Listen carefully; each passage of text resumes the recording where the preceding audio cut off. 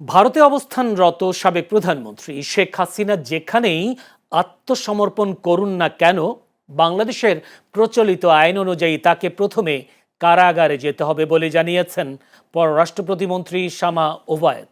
আজ পররাষ্ট্র মন্ত্রণালয়ে সাংবাদিকদের সঙ্গে আলাপকালে তিনি বলেন, শেখ হাসিনা একজন সাজাপ্রাপ্ত আসামি, তাই তিনি বিদেশে বাংলাদেশের কোনো মিশনে কিংবা অন্য কোথাও আত্মসমর্পণ করলেও আইনি প্রক্রিয়া একই থাকবে এবং তাকে আদালতের দেওয়া সাজা অনুযায়ী আইনের মুখোমুখি হতে হবে।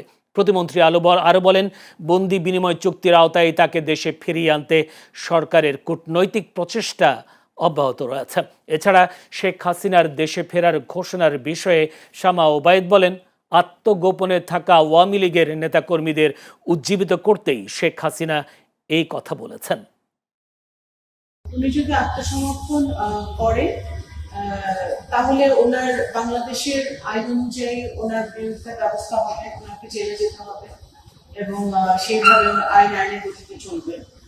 তো যে আসামি যদি আত্মসমর্পণ না করে যে উনি বিদেশে বসে বক্তব্য দিচ্ছে, এগুলো তো আমি মনে করি রাজনৈতিকভাবে ওনার আওয়ামী লীগের যারা নেতাকর্মীরা পালিয়ে আছে, লুকিয়ে আছে, তাদেরকে জাগ্রত করার জন্য, উজ্জীবিত করার জন্য বলছে। এছাড়া তো কোনো কারণ আমি দেখছি না।